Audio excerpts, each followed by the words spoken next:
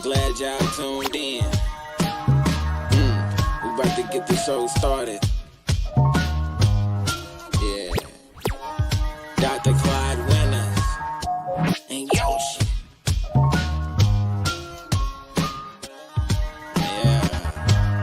Yeah. Then and now. We talking about back in the day and right now. Yeah.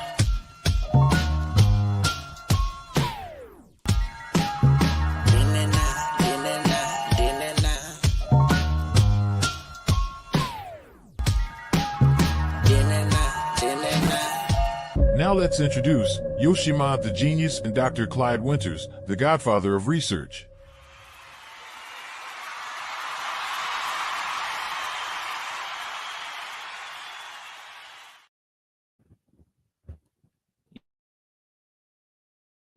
Yo. Today's episode, we're going to deep dive into a black woman they call Claressa Shields.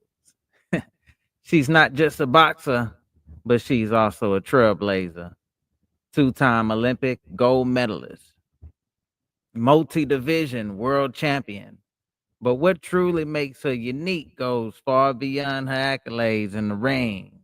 In this video, we'll deep dive in the story of Claressa Shields, a black woman who has shattered glass ceilings in the spot of entertainment industry and often marginalized people who look like her. You dig what I'm saying? So what we're gonna do is we're gonna elaborate a lot on what make this woman spectacular, and that black gold dust that when she hits you, it just make people shocked.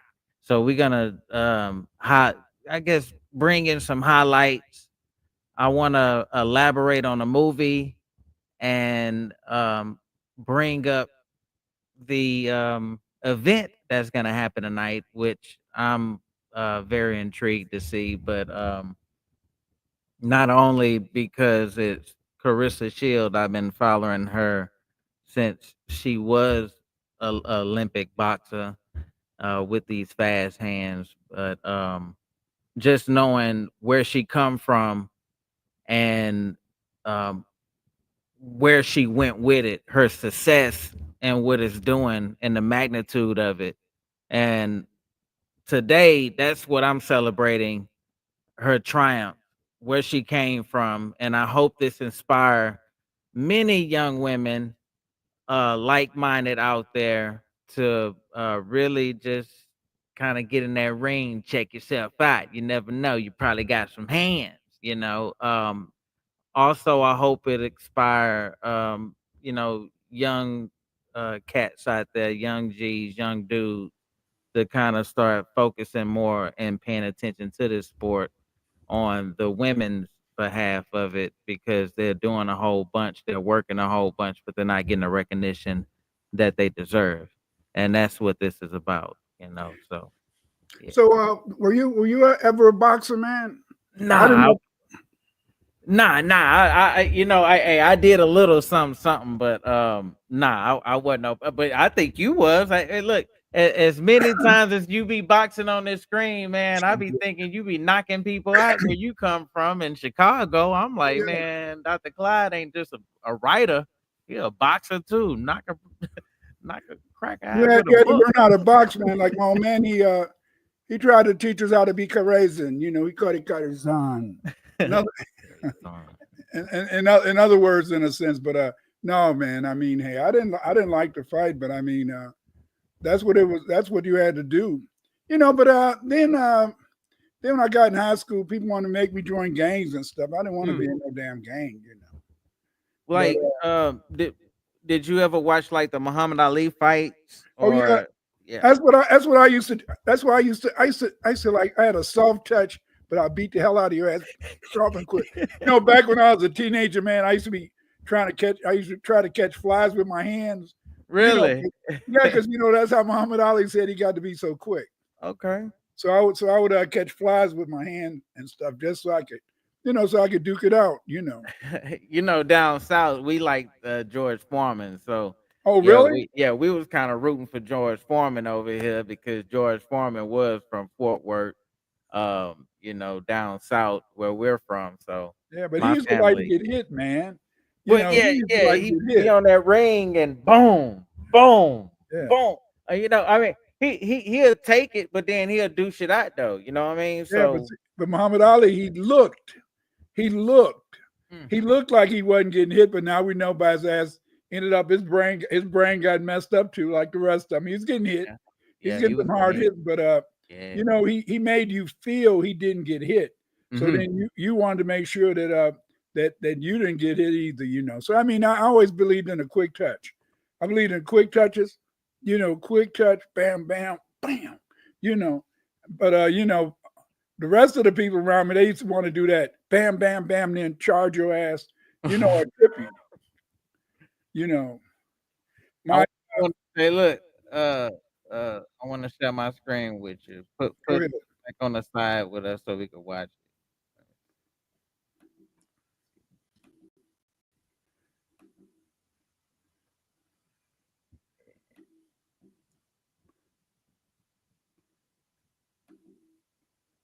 Okay, where's your stuff? Let me okay, let's see. Let's see if I can get it up. Cool. What up, Jesse? Star Child, some chick. What up? What up? What up? Everybody. I'm trying to I can't find it. I'm trying, let me see. I just shared it. Yeah.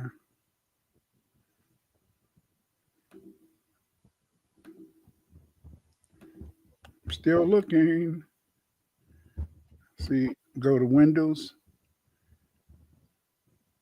It's not on no, I can't find it. I'm trying to put it on stage.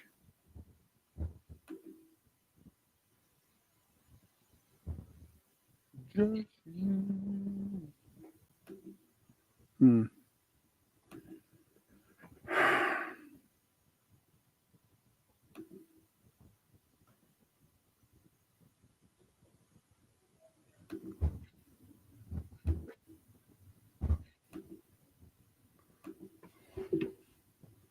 Hmm.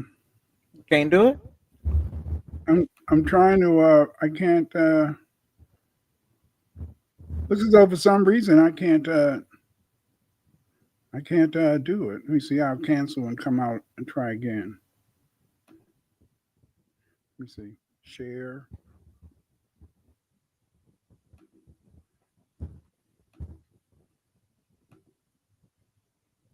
What y'all think about all them planes crashing, man?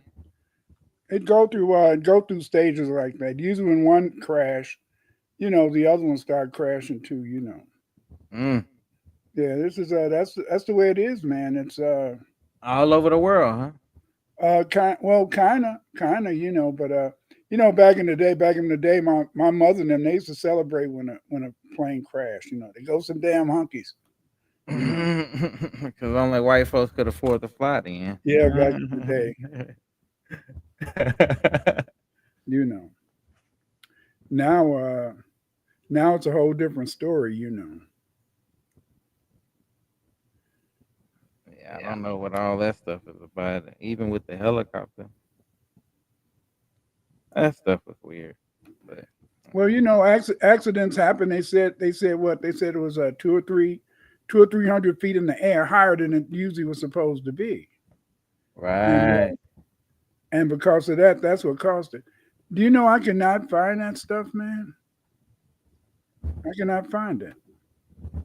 uh, That's weird. you really can't find it. Yeah. You normally just do it right off back. I just share the screen and then out of nowhere you just make it little and we just chop it up while the little screen playing. I gotta get you on OBS. I'm gonna make a tutorial, y'all, for OBS. See, Oh my goodness, that's what it's doing, huh? It put you in a portal, huh? yeah. Yeah, that's it right there. He's taking them hits. But that's what we was talking about earlier. Yeah, but we used to think that he could avoid it, but Foreman was whooping some butt there, man.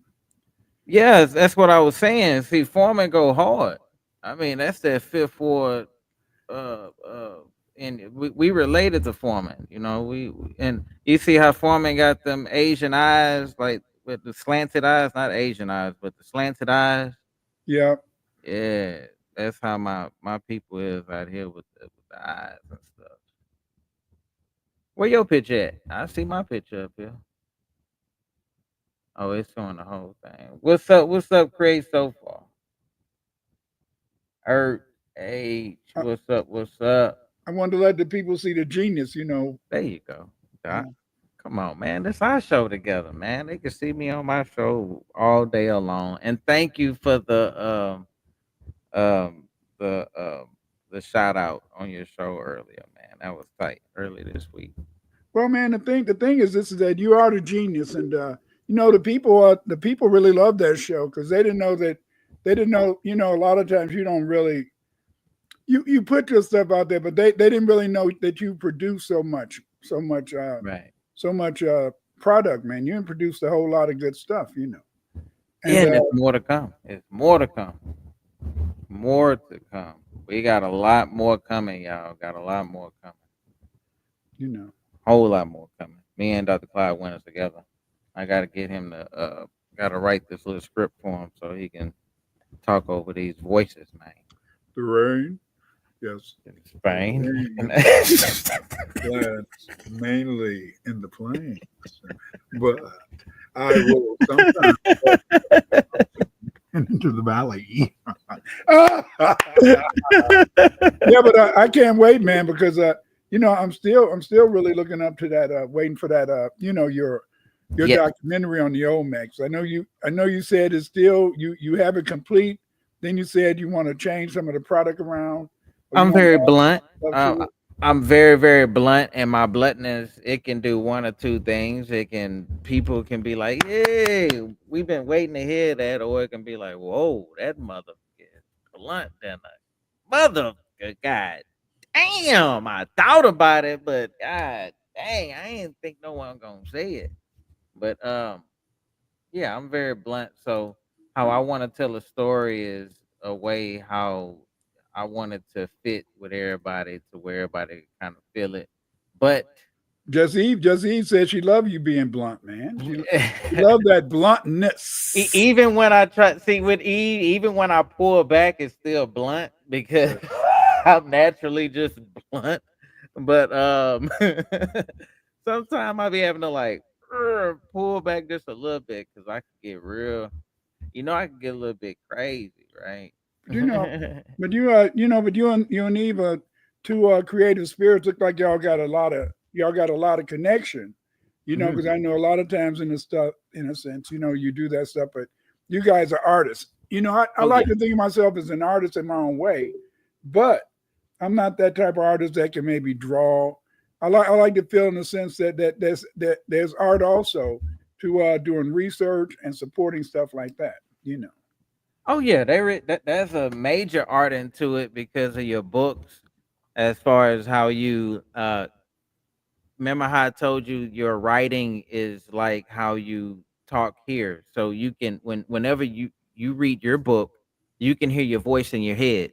And then the Ah, pictures that you have along with it that's displaying the truth besides it helps out a lot. And then we have AI to go in and back everything up to create the visuals alongside it. So what you do is create and inspire people to just like if your mind like fantasy books and stuff and to like go into another world like Dr. Clyde Winters books is reality fantasy. Like it's the things that no one never taught you, but it takes your mind into that realm to where it ain't gonna just piss you off so much because he's embracing our blackness.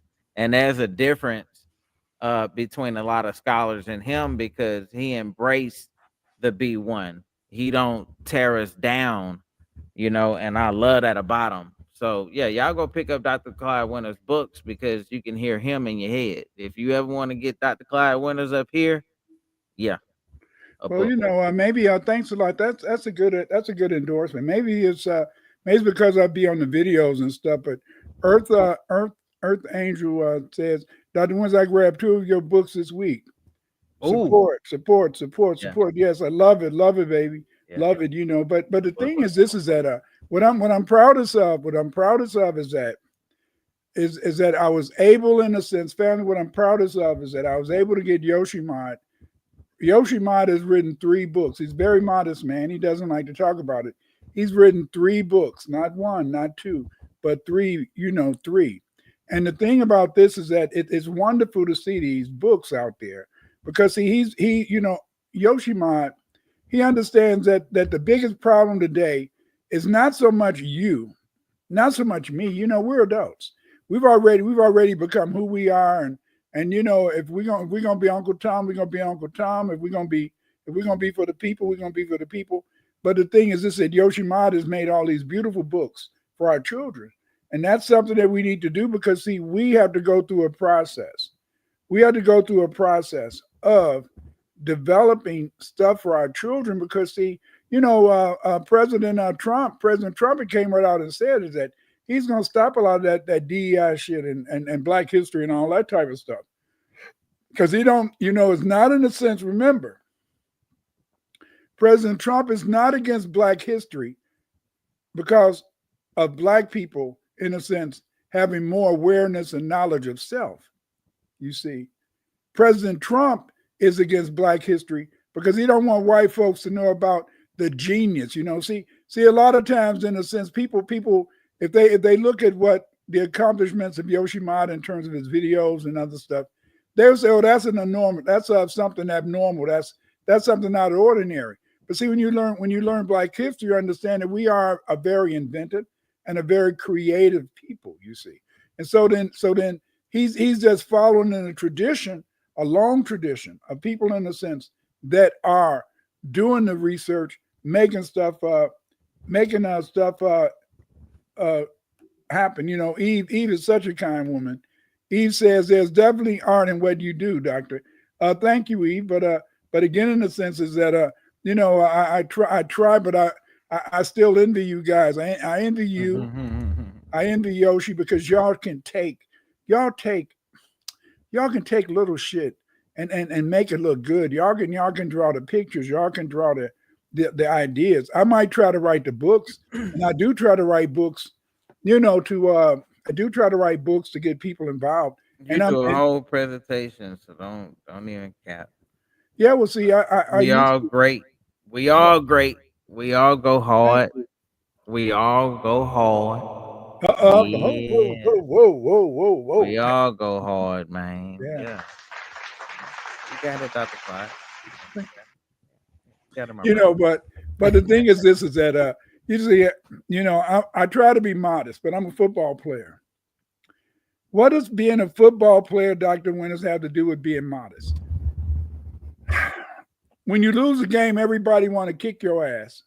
Everybody want to talk about you. Everybody want to put you down. When you win a game, you the top man. You the greatest. You the best. So since I'm a football player, then I understand the senses that I had to ride the wave all the time.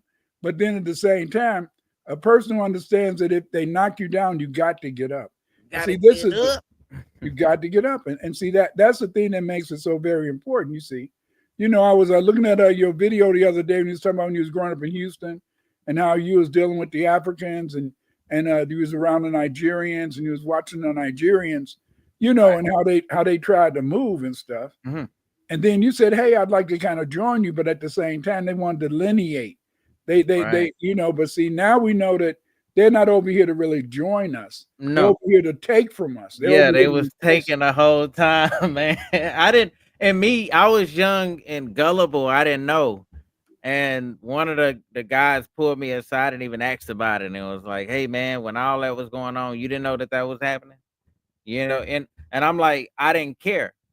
Like, I'm looking at y'all as friendship, as brothers. I mean, I got African, the continent on my stomach. So I'm looking at it in a totally different way, and they're looking at it as stupid American finna take, and they never told us about the licks they was doing. These dudes was riding in Benz and Beamers and wasn't even.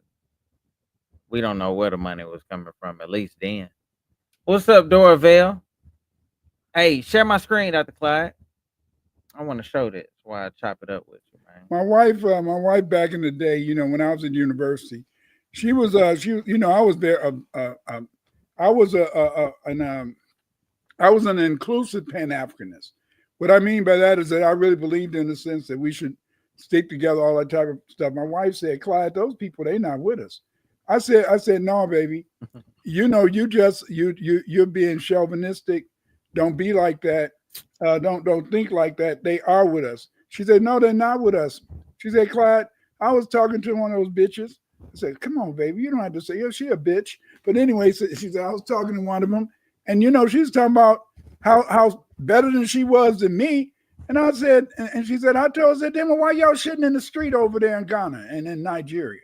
Mm-hmm. Well, you know, she said, y'all pull your pants down and shit any damn where. She said, I go in the washroom and wipe my ass. You know what toilet tissue is? Anyway, I said, don't be so hard. Don't be so hard. Yeah. But you know, because but again, you know, I was in college and back then it wasn't a lot of the African women, they were being at home. So my wife was sitting at the laundromat because you know they had in the little student housing, married student housing, they had a laundromat where you know you go wash the clothes, shit like right. that. So you know, so she would meet some of those people, and she said, "Hey, they no good," you know. And now we see with all this delineation and this whole idea that as the sister said a few weeks ago, they're here to take, man. They're here to take. That's why them brothers, in a sense, yeah, they tried to be friendly with you. Yeah, they said, oh, yeah, we're going to help you with your rap or whatever. You know, but they was trying to steal your beat. And come on now, be honest. Yeah, be honest. Yeah. How many of your beats did they try to reproduce? They didn't make it, though, because they ain't making no money. Many. No, you right about that. It was many. One of them named Matrix did that crap, and he took a lot of my songs, and then he talking about he going crazy and shit. Like the dude got on the table, foam in his mouth, barefoot, started yelling, Trixie, Trixie, Trixie, Trixie, pointing at the TV and shit. Get out, get out, get out. Trixie, get out. I say, man, you tripping, nigga. Like, you really tripping. You know, but I left, came back to get my stuff, but come to find out later, he released a lot of the music that I had, and a lot of the beats that I had, he released it later. Did he make money off of it? Yeah, because see, with the thing with the Nigerians, when they came to the studio, they already knew how to market. So they already, all right, back in the early 2000s, when we had our studios going on, we knew how to like package the deal and sell it to Corpus Christi, you know, go on the road or go on our sell it out the trunk. No. They knew how to open up a club. They rent a hall and open it up, and then like have everybody to pay for the hall, and then it'll be like their artist party and all it. They knew how to capitalize off of the product quicker than us. The dude I was talking to, he was selling his albums in UK online, but I'm like, dude, why I don't have that game? You know, and he like, Yoshi, you got it. And he's showing me the numbers and shit. And I'm like, well, how did you get that? And the little game that he was giving me was just, he was spoon feed me.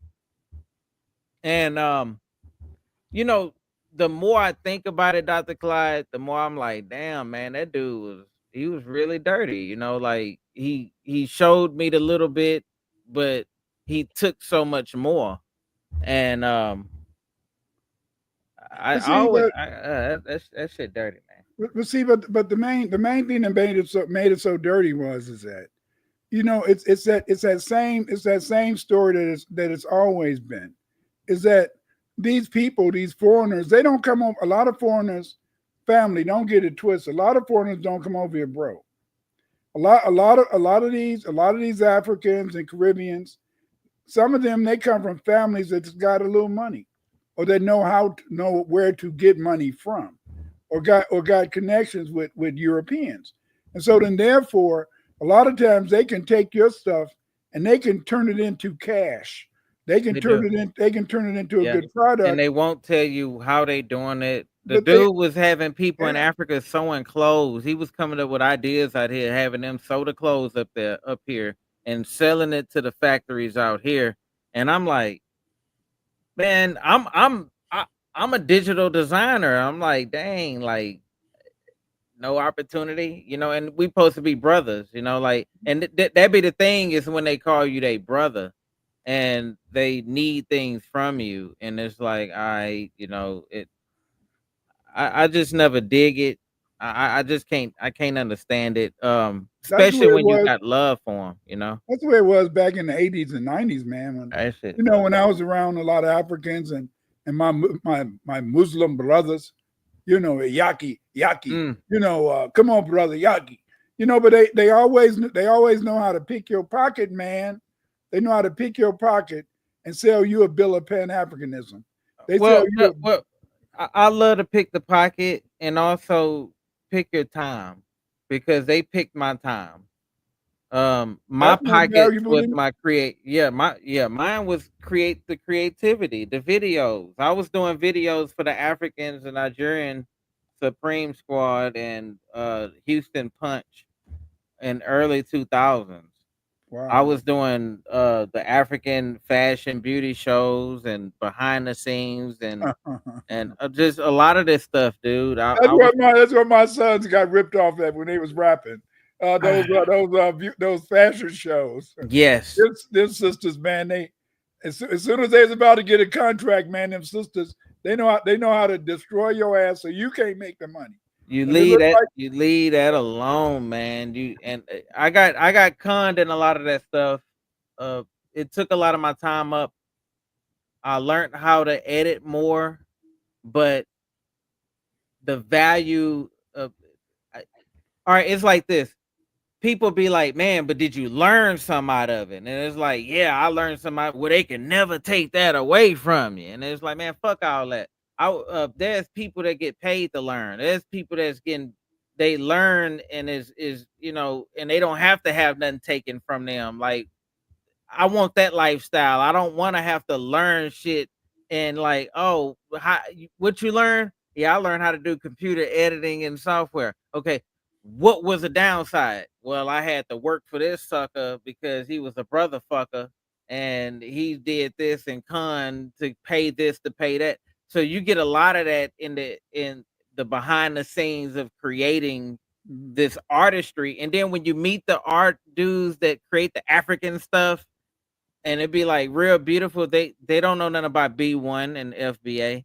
When you meet a lot of these artists that create the what you think they're creating for you, they're not B1, and you'll be like, oh, what is this? And you'll start using the lingo of B1 and find out these artists are very distant from the knowledge, and you wonder how are they tapping in to the creativity of the knowledge without knowing the knowledge, and that's the gap that we gotta bridge. We gotta bridge that gap. Like Dr. Winter's books need to be side by side with artists. You know what I mean? Like Dr. Winters need to be right there with the anime artists, with the computer graphic designers, right there with them. And that's why I gravitate towards them because as a artist, I see the impact of him, and I wish I can do a whole bunch more. Tons Foster told me, he said, "Man, Yoshi, you supposed to be making music based off of Dr. Winter's books, every book." And I'm like, I know, no, bro. no. Nah. I know. That is like it's like up to the stepping up. You know what I'm saying? Like the wouldn't that be tight? And I already know it. And I was doing it and I forgot what happened. Something threw me and sidetracked me But you and know what? But your FBA, your FBA video, that to me, the FBA video to me represents to me a lot of purity in my work. But what I like about it is that you're telling the story, and you're making it clear, you're making it obvious. See, a lot of people, they don't like that whole idea that we delineate. And see, what I like about FBA is that foundational Black American. And see, what makes FBA such a very good term is that when I first came on, when I used to come on with Dr. Matthews, Mhm. a lot of people, a lot of brothers would say, "What about this whole point? What about the Moors? What about the Hebrews? What about all of the Black nationalists? Where do they fit in? And see, that's what I liked about the term foundational Black Americans, that it say Black. That means every damn body, every damn body. And see, that is so scary. That is so scary It because is. the white man has always used us as delineation. I'll admit, some people say, by you calling yourself FBA, you're being divisive. It's that's the whole point. Play the clip. Is that it's tribalism. It's tribalism out there.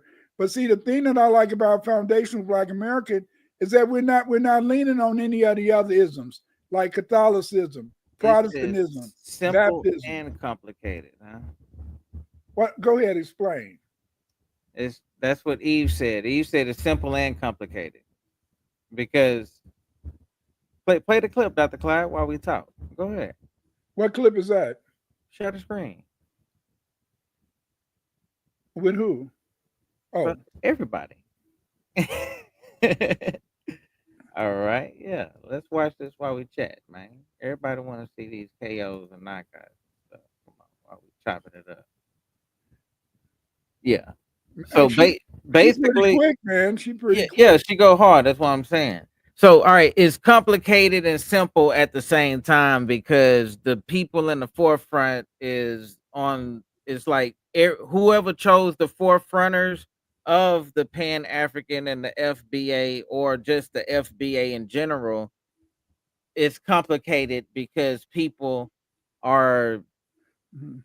going into their livelihoods in a sense, and they're using that forefront as a way to capitalize on benefiting off of it, as far as the economics part of that, in a sense. So when you have these aspects up here that are speaking on behalf of the whole uh uh uh lineage and everything, it becomes quite uh, uh difficult or a complex when people start pulling that person and taking this part away from them and saying, what about this, what about that? And if that person is jumping into stuff that we're not having, as a if that person wants to be on the forefront, having that discussion, is not having it with the whole lineage. So if we're going to tackle this whole situation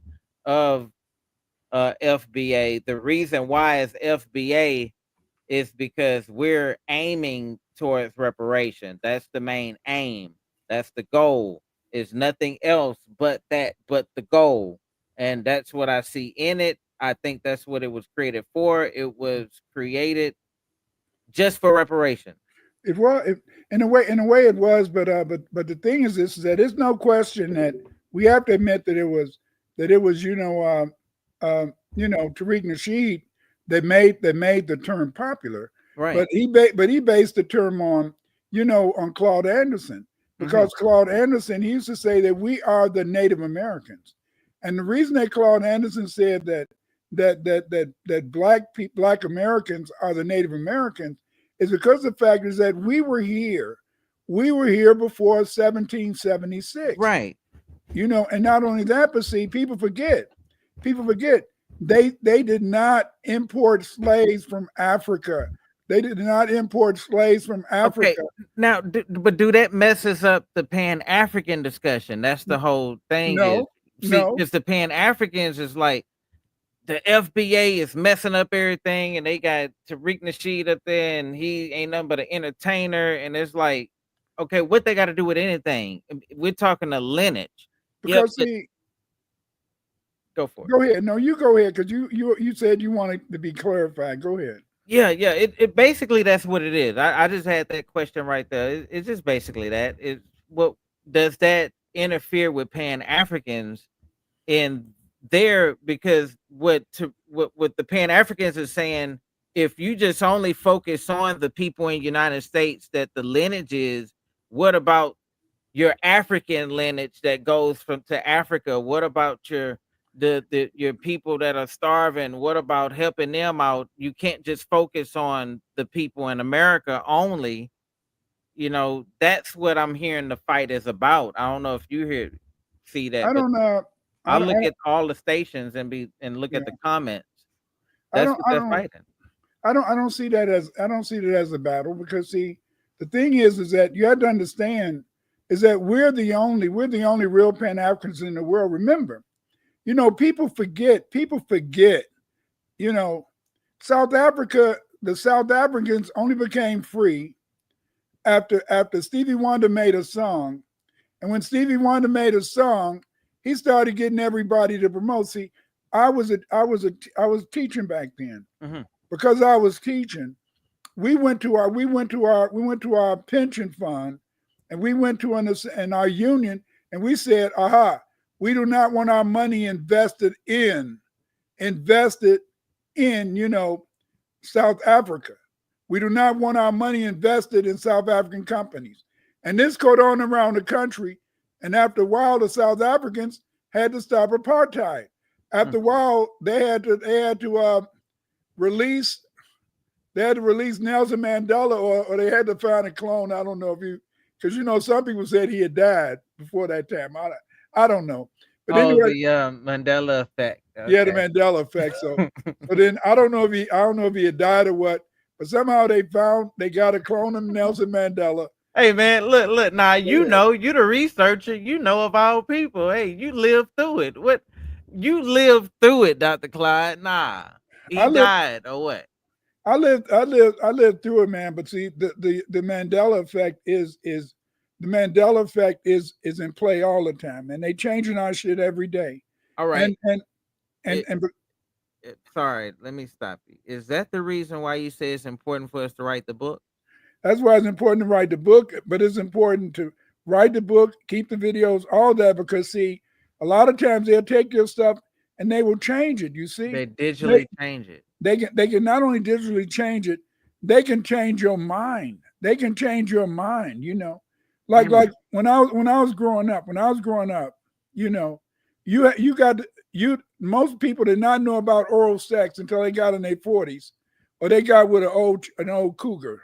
You know, but see, that was popular when I went to college among the white people, because that's every white girl. I think every white girl's mama show her how to work that mouth, man. You know, I think every white girl's mama teaches her how to give a all good right. blowjob. So in the white household, not only do they teach their children how to do the oral stuff, but they also perform on the animals as well. I'm not so much on the animals, but they teach them two things. They teach their girls that oral stuff, and they teach their boys and girls how to smile. And see, what are you talking about? Now? How to smile. Smile? You mean like take it and smile? How to smile. Because see, they know in a sense they disarm a nigga, man. They disarm a brother. They disarm a sister by smiling. And you be thinking these people are, number one, listening to you, or you think these people are concerned about you. They use a smile as a weapon. Yes, smiling faces. Yeah. Okay. Is that why when they walk by you, they do this? Yeah, yes, they do that. They always smile. That smirk with the head down, and then if you stop and talk to them, they say, yes. Yeah. And okay, so they're already starting off with the deceitfulness, like the deceitfulness. Yes, I look at it, the Grinch that stole Christmas. He got the but Grinch. No, not the Grinch, because the Grinch, in a sense, because of his behavior, you know that he's something that you should avoid because of his behavior. But see, The white man has been taught that he can take over the whole world by disarming you with a smile. Mm, And so when he a throw that mischievous smile, when he throw that smile on your ass, what you do is that you accept whatever he tells you as being the gospel truth. And then you have to look at it from that perspective. Is that that's how they've been able to dominate us. They have not, in a sense, dominated us just off of terror. Yeah, they use terror, but they've also dominated us with a smile. So we say those are our enemies. We got to watch them, but at the same time, we be deceived and feel like, why am I watching them? They're not that bad. They're terrible. They're terrible. You just don't know it because you're not around them. But they're terrible. But because of that fact, they throw that smile on you because they're always, can I help you? Oh, that's scary, no. dude. How they do that stuff, man, and then they get all in that. What they use, they do that stuff to get in your personal business, and they mastered that stuff. But Yeah. Dr. Clyde, the reason why I said about the animals, I didn't just throw it in there because I'm studying it. I'm studying bestiality and what's legal in United States, Canada, and all over, and that's a problem, dude. That's what I'm saying. That is a major problem. And my uncle always said it, man, when these people be with they big old dogs and stuff and how they, be with these animals. See, they got a thing called man, this is getting dark. I went into learning about it because I'm finna write a whole thing about it. And I think it's zoologist. No. Something like zoo porn or some crap, man. It's weird. But there's a whole network of people. And the reason why I found this out, because there's people wearing these masks. And remember, I told you, Dr. Clyde, with the cat mask in China and stuff, where they want to be animals and how that transcended out here and how people are dressed like it. So it is bad, man, when I really dug deep into it, man. But yeah, that is sad. But the thing is this, is that bestiality, you had to understand that that's why they have laws against that, because I remember when I used to work on factory jobs back in the day. These brothers on the job. Yeah, Clyde. You ain't fucked until you fucked a chicken. I said, what the hell you talking about? You got to get a chicken, man. Or you got to get a poodle caprona. You got to go and find you some sort of animal, farm animal.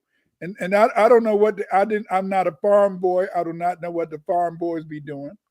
I did see a picture in Facebook once where they had all these white guys over in Europe, and they were sitting in chairs and they had a sheep in front of them, and they was going to copulate the sheep. And so then the thing is, this is that you have to understand is that in terms of European society, let me explain to you, family. In terms of European society, a woman was not perceived as anything more than a sexual object. But also in European society, a animal, a horse or a sheep could do just as well as a woman. You have to understand. See, that's why in a way, back in the day, sometimes a woman might be for about 20 men or something like that. But see, this is how they saw it. They didn't really, in a sense, look at the offspring as being important. You see, that's one of the reasons. Yes, that's one of the reasons why prostitution. They always say that's the prostitution is the oldest art. No, it's the oldest European art. Because see, in Africa, they didn't have a lot of prostitution because of the fact, in the sense that you could have more than one wife, and you could have a concubine. So if you could have more than one wife, or you can have a concubine. What's the use of prostitution? There was the use of prostitution. See, and so then, yeah, of course. Yeah. And remember, in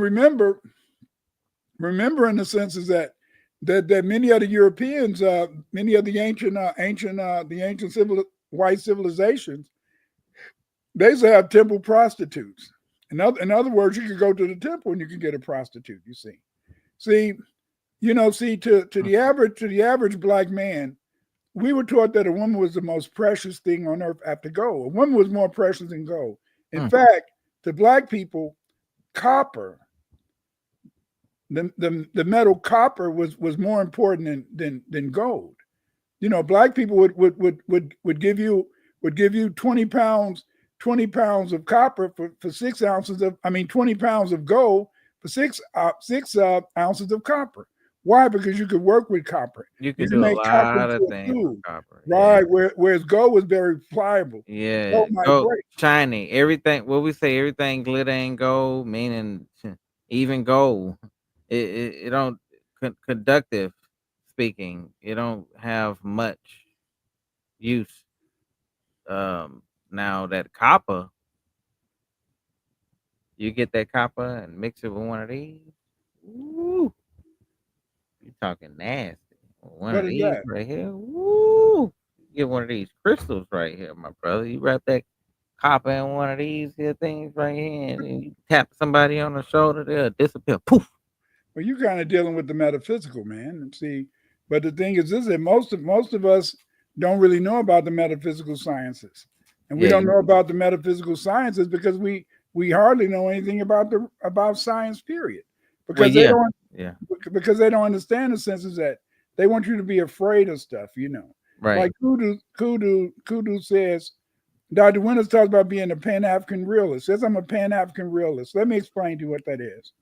A Pan-African realist is a person, in a sense, who understands that we are all black, and that we're all black, and because we're all black, then therefore, in a sense, we should be ready to support each other, and we should be ready to support each other, not because of, in a sense, just because of the fact is that we've been downtrodden, we've been mistreated, but also because of the fact that we are ethnically black. Many of us can say we can also say maybe African people because that's where Africans came from. But see, the thing is that although that's where most of the black people come from, the problem with a lot of brothers and sisters over here is they get discombobulated because the fact is that we've been here before 1776. Because Yeah, we've been here before 1776, although we have an African ancestry, our heritages are different. Some of us have Aboriginal heritages, some of us have black European heritages, and because our heritages are different, a lot of times people will get upset when you try to say, "Oh, well, you're African." They don't want to be called African. That's why I prefer to use the word foundational Black American, because by saying foundational Black American, you're including all Black people, no matter what their background is, no matter what their heritage. Black Irish, Aboriginal, Sub-Saharan African. This is important. A lot of people, just like you said, a lot of people. I'm gonna do a video next week or the week after. uh-huh. A lot of people, they keep saying, I got Nigerian background, I got Ghanaian background. They're full of shit. Do you want to know why? Mm. They had stopped the Atlantic slave trade to America before they started taking slaves from Ghana and Nigeria. Hold up. So you saying that movie on Netflix is all wrong about that Nigerian dude saying that everybody came from? Yeah, it's all wrong. Oh my goodness. Because see, you got to remember, in a sense, is that most of the foundational Black Americans came to this country from the Senegambia. Because see, remember, in 1808, I think. Remember, in 1808, they stopped the Atlantic slave trade, bringing slaves directly into the United States. Yeah, they still snuck some in, but they stopped bringing slaves directly into the United States during that period, you see. And so then therefore the vast majority of us, listen to me, the vast majority of us either have a Senegambian ancestry or we have a Mozambican Malagasy ancestry. Because see, America, what happens at America, they didn't go get their slaves from West Africa.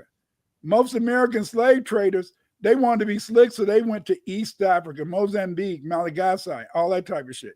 That's why you see a lot of black people over here that look Chinese, look Asiatic, because of the fact in the sense that we all didn't come from West Africa. See, but see, they've been able, in a sense, to sell us a bill of goods, to sell us a lie, because of the fact, in a sense, they had to tie us into Africa so we would not know our real history. You know what I'm saying? Because if you don't, if you know that the majority of us came from Malagasy, Mozambique, and all that type of shit, then you're saying, damn, why? You know, that's why a lot of times these people, when they get a DNA test, then it'll be saying they from Mozambique, and they say, how the hell I get from Mozambique? How is my DNA saying I'm from Mozambique? That's where they got a lot of their slaves. You either came from Senegambia or you came from Mozambique. By the time they started importing people from Nigeria and Ghana, those people were mainly taken to Brazil, Mexico, and the Caribbean. Share my screen.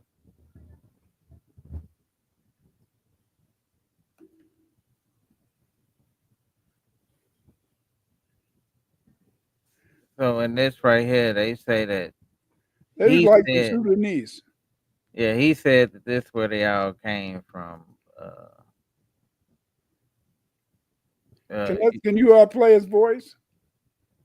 You'll get copyright. But okay. Oh, Guinea land. Okay, that's good. Good. No, we didn't all come from Guinea land. A lot of us did, but some of us didn't. But anyway, Guinea land. A lot of us came. Guinea land. A lot of us came from there because most of us came from. We didn't come down there because see, when they got Guinea, see how they say the Gold Coast, the Gold Coast, the Slave Coast. By that time, they had stopped the slave trade in America. By the time they started bringing slaves from there, we came from the Senegambian region mainly. You know, we came from the Senegambian region. You know, that was mainly a lot of Caribbeans came maybe from there, but not foundational, not FBA. That's why most of the time people say, damn, I can tell the difference between the FBA and the Caribbean.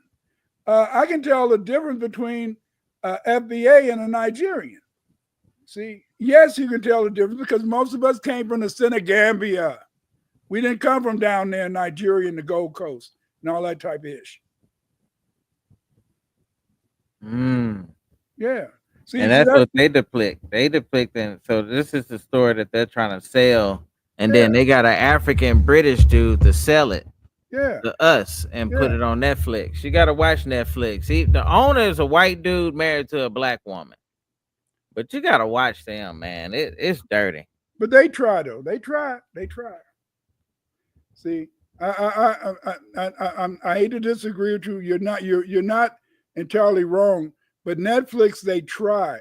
The only problem is that the people who are making the shit, those are brothers, so-called brothers making that stuff. But but hey, most of them, I hate to say this, are what they call tethers. They're not getting people like you. They're not getting FBA to make them. Most of these people, like even this, most of the people make that stuff be people from Africa, and these Africans don't know the shit because see. They got it all twisted because they don't understand the slave trade. The Atlantic slave trade was ended in 1808 or 1818 in the United States. Therefore, by that time, see, the slave trade moved down the coast. It moved first from Northwest Africa into the Senegambia, down into the Nigeria, Ghana, and Biafra, and all those places. See. Ladibo's houses and Yorubas. But by that time, they had stopped the slave trade because remember, America began in a sense as a country in 1776, and they outlawed the Atlantic slave trade. So a lot of these people talking that bullshit, they're full of shit. That's why I had to write all the books I write, Yoshi. So this is bullshit right here. Right here. Y'all reading that, y'all? Yeah, that's all bullshit. You see, all right. So y'all, what Dr. Clyde Winters saying is this shit right here made it. Let me rewind it again. This made it all the way to Netflix. It made it. See, I know how this shit work. It made it all the way to the writers, the production, the animators. It made it the story writers. So everybody on this team don't know jack shit No, they about, don't. They don't, because and they choose these people. This is what Dr. Clyde is saying. There are a lot of historians out here that are not getting the opportunities because they're picking foreigners and people that just don't know shit, for the simple fact they don't know shit, because they're easily to manipulate and get the story wrong. They know he got the story wrong. Yeah, and see that's why they keep on they keep on wanting to do this stuff, because see, they get a lot of kiss asses from Nigeria. They got a lot of Uncle Toms from Nigeria. They got a lot of bootlicks from Nigeria. Yes, Nigerians are bootlicks, most of them. And so then therefore, in a sense, they want to make us Nigerians too. But see, that's why when you look at the history of the slave trade, the slave trade moved up and down the coast from North Africa down, in a sense, to there. Okay, now look at this. Do you see what they keep? Okay, they keep showing. Stop right there. Stop it. Mm-hmm. See, they keep on showing this shit like Weda and West Central Africa. These are that stuff is in the latter period of the slave trade. By that time, in a sense, America had stopped allowing slaves into the United States from Africa. People in America went to East Africa to get their slaves because they wanted to get cheap shit. They didn't want to be encumbered by the British. That's why a lot of us have East African ancestry. That's why a lot of us be finding out our ancestors came from Mozambique, came from Malagasy, maybe even came from India. They even went and got some slaves from India and brought them over. But they want to tell you, no, your ancestors. Yeah, look at what they did. They said all three of these came from Nigeria. And none of them had a DNA test. None of them had a DNA test. Not one of them niggas had a DNA test. Not one of them. Not one of them had a DNA test. But you see how they just threw them in there, though, man. Yeah. Like they not even giving a damn. Just like, yeah. They could have came from Nigeria too. Your greatest leaders, your greatest entertainers, your greatest sportsmen, your greatest. Yeah. They could have came from Nigeria. Yeah, look at it. And so but the thing is, this is that's why they've been teaching this false history. That's why, in a sense, that's why family. That's why I've had to write 50 books. I had to write 50 books, and I'm working on another book and working on other books now, so that you will know your real history. That shit that they're teaching us is bullshit. It's all bullshit. It's all bullshit. See what I'm saying? That's why a lot of times people, in a sense, a lot of brothers get these things. They said, hey, why they say I'm Fulani? Why they keep saying that I'm Mozambican? I'm supposed to be Nigerian. That's because your ancestors didn't cover no fucking damn Nigerian Ghana, dumbass. You're not dumb. Forgive me for saying that. You're not dumb. What is that's what they sold you, a bill of goods. They sold you a bill of goods. That's why over here, that's like over here, they teach you that they teach you that Yoshimad and my grandmama, they ancestors was raped by a white man because they were so damn light-skinned. No, we was already over here. Some of us was light, some of us was dark. But they teach you that shit so that they can make you not know your real history. That's why I'm so happy that God allowed me to live to this age, where God allowed me to be able to publish my books so that you can know your real history. That's why we try to do these videos, so you know your real history and not no bullshit history. See? Why the hell they want? Think about it. Think about it. Have the white man ever told us the truth? No. So then, therefore, when the white man tell your ass that you from the Ashanti in Ghana and you from damn Nigeria, why the hell would he say you from Ghana and Nigeria? When the slaves from Ghana and Nigeria didn't come to America, they come to the United States. And they know this. They know this. They know that the slaves from Nigeria and Ghana didn't come here. You see? Because by 1776, they wasn't bringing no more slaves over here. See, the slave trade moved down the coast. See? As soon as black people got hip in one area and stopped selling their people, they had to move to another area. That's why it moved down the coast. You know what I'm saying? It moved down the coast. See? But that's where they wanted you to think you came from. They want you to think you came from that. That's bullshit. Bullshit. That is bullshit. When you see this kind of stuff, and it's like, see, the thing is, Dr. Clyde, when you do your research, you're not going against people on YouTube. You're like, it's like you're looking at it on major networks, and you're seeing it being displayed worldwide, and you're like, with that emoji with the head, yeah, like, oh my God, shake my head for real. To see all this, I know this got to strike a nerve half the time, like, oh my goodness, they lying again.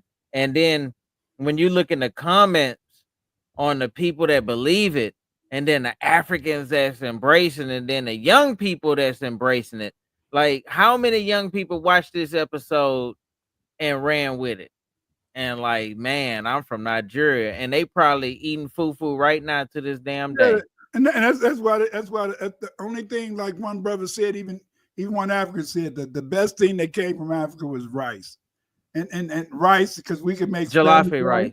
Yeah, we can make jalapeno rice. We can make all type of rice. Even this rice was, but even rice didn't come from Nigeria. Rice came up around the other area. See, that's what I'm saying. What I'm saying, Yoshi, is this: is that you have to be a researcher. You have to look at it, because see, when you know where your roots are, then you understand why you can get along with certain people and you can't get along with other people.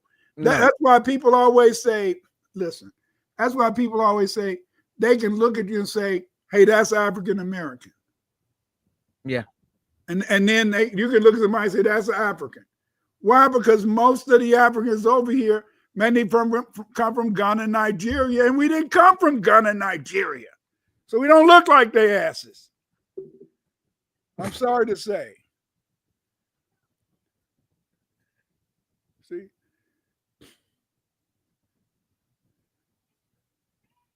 This lie they keep putting on us, and keep trying to stamp it on us and make it. See, listen. You got to understand. Let me explain to you something, Yoshi. When you pray to your ancestors will help you, won't they? Mm-hmm. But now, if you praying, please, my ancestors, from my Yoruba ancestors, my Hausa ancestors, my Igbo ancestors, all of them, those are tribes from Nigeria. Mm-hmm. Please, my Hausa, Igbo ancestors, please bless me. Them niggas don't know what the hell you talking about. them ancestors don't know what I'm not from down there. I don't know your struggle, nigga. I don't know your struggle.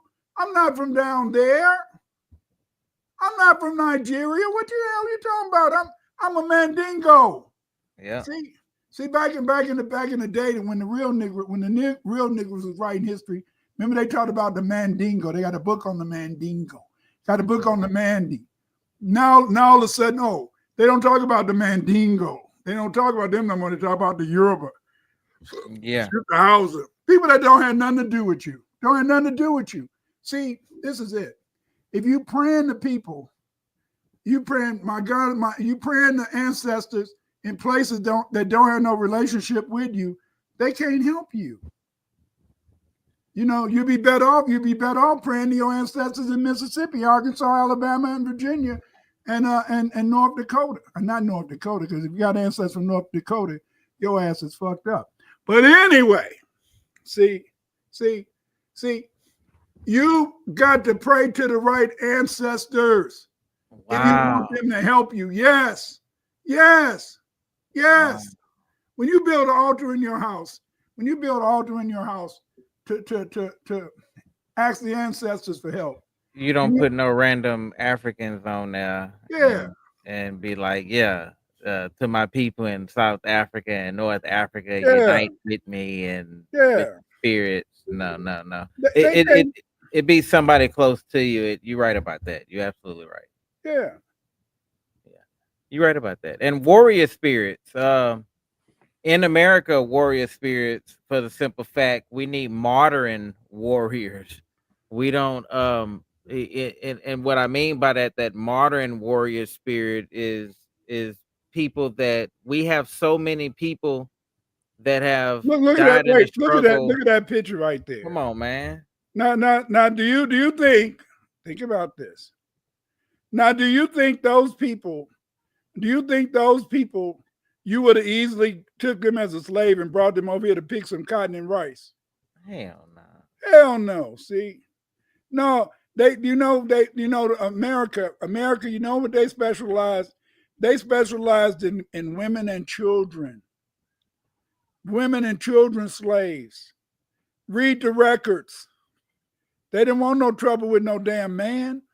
See, they mainly brought over women and children, young people. You know, people who could nurture, people that didn't know that much about their history, didn't know that much about their culture. You see what I'm saying? Right. But what I'm saying is this, is that the white man and took away our history from us. And he took away our history from us by letting these people get on the air that's not real historians. Do you know that Asante, I know everybody's heard of Asante. He used to be the head of the program in Temple.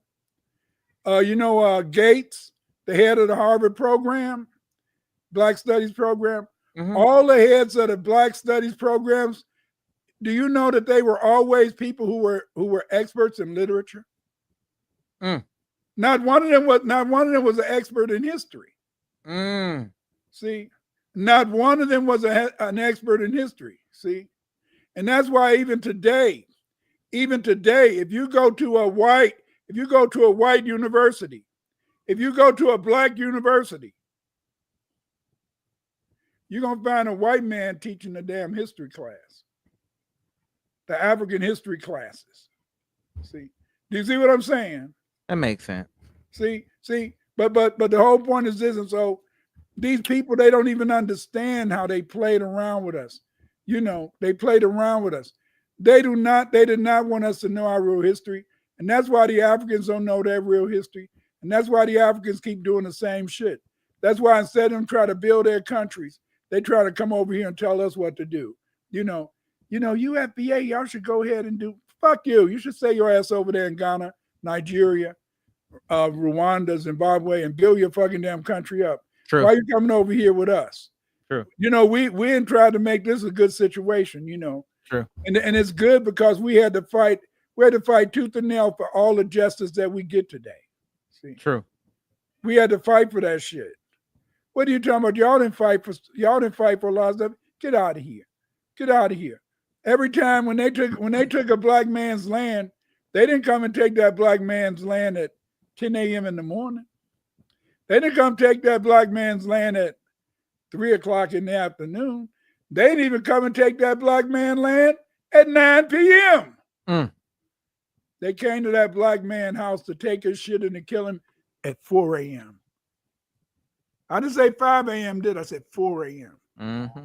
That's when they came to the black man's house. That's when they came to take your ass. That's when they came to kill you because they knew or hoped that your ass was sleeping. Sleeping. Look at these, look at those Africans working in those mines, digging without a damn shovel and shit. And then they try to talk about, oh, you were slaves. Your ass was a damn slave. Nigga, what? Y'all still a damn slave. Yeah. You up there going into the mine, you ain't even got a damn mask on. Yeah. And you digging with your damn hands, bringing down some damn coal. At That's least we some throw the slave shit. shit. At least Yeah. we throw the shit into the back of a damn Ford. Straight up. Yes, sirs. Slave shit. Yes, sirs. Yes, sirs. See? Yes, sirs. Learn your history. Learn your history. I got 40 books out. Go to Amazon.com. Put in there Dr. Clyde Winters and my books will come up. They'll come up. Look at some of the videos of Yoshimar the Genius. Yoshimar the Genius and put a lot of shit in there that deal with my themes. Especially his video on Blunt. When you see blunt and you see how the African, you see how the Indian, how the Aboriginal black person turned into in a sense, you know, the American or the African, or how the African turned into the Indian. Man, Yoshimar is beyond stuff, you know. Oh yeah, that's where you can find them at, y'all. Don't get it twisted. Yeah, and see, but y'all got to go to Yoshimar the Genius too. Go to his website. Look at his videos. Look at the stuff that this man has produced. See, they don't want you. They don't want you to know your history. Why would you think, black man, black woman, why would you think that the white man would get on TV and do a history program and tell you the truth when he's been lying to you since day one? Day one. Why the hell would he want you to? Why the hell would he want you to know that you came from a certain area? Oh, you came from Nigeria. See, why he want you to think you came from Nigeria? Because that's where he get his Uncle Tom's from today and bring their ass over here to sell you a bit of goods. See, they want you. They know that the biggest Uncle Tom's come from Nigeria. I'm sorry to say that, brother. The biggest Uncle Tom's come from Nigeria. What? Yoshimar met him down in Houston. Yes, I met him. Yoshimar met him down in Houston. I met he them. Tried to work with their asses, but they told him in a sense, nigga, we got to take your shit. Yeah. See, why? We didn't come from there, but so why would they let them over here? Why would they let them over here? Why would they want them to guide you? Why would they want you to be there? So see, they know they Uncle Tom's, and since they know they Uncle Tom's, they know that they investigate and check these people out before they bring them over here. Yeah, they do. They try to make sure that these are reliable people, and so they want you to be able to believe, in a sense, they want you to believe that they want you to believe that if they Nigerian and you Nigerian, that you can listen to them. If you Nigerian and they Nigerian, they can sell you a bunch of damn lies. Share that screen with everybody. Yes, sir. I want them to see this. I want you to let me know if this is true or false. We ain't even got to listen to it. We could just see it and know what's up.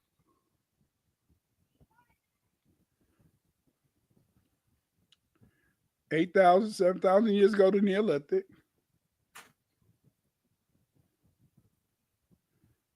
See, 8,000, no, stop. 8,000, 10,000 years ago, black people was living in cities made of stone. They was living in pyramids. In America, they found in the United States, they found streets. They found streets that are 6 foot off the ground, made of stone, going for miles. Now you think about this. Whoa. They tell you that the Aboriginal people didn't have wheels. Why would they have these roads? And what animals did they have? What animals did they have to pull in a sense those wagons and those cars? Mm-hmm. But we know in a sense that when the white man came over here and the Spanish, they found horses in the Southwest. You know, it was probably horses over here before the damn white man got here. But he teach you in the shit that everything you got from him. He teach you in the sense that you didn't even have a damn wagon, that you can make a toy with a wheel. If you can make a toy with a damn wheel, then you made a wagon. If you made roads 7,000 years ago that stretched for miles, then why would you need a road if you was walking? True. You could walk along a trail, see? But that's because they teach you a false history. I'm telling you, people, if you want to know your real history, you got to buy my books. You got to watch my videos, see? And the reason why I'm showing y'all this, because it's got over 3 million people, 3 million views. They believe this. Yeah. They say this is where slavery come from, Mesopotamia, and first concrete evidence of slavery. Dr. Clyde said, nope. Nope, nope, nope, nope, nope, nope, nope. No, He debunked the shit before it even began. It was only see, see, 23 seconds. see, why did they need slavery? The only country that really made it, only country that really made it off of slavery was what? America, the white man. Wait, man.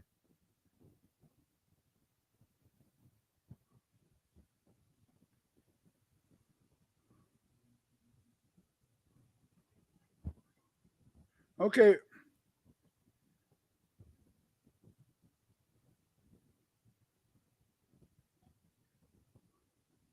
Like they trying to say, oh, Hammurabi, Mesopotamia, they had slaves. They said in Egypt they had slaves. What the fuck they had slaves in Egypt for?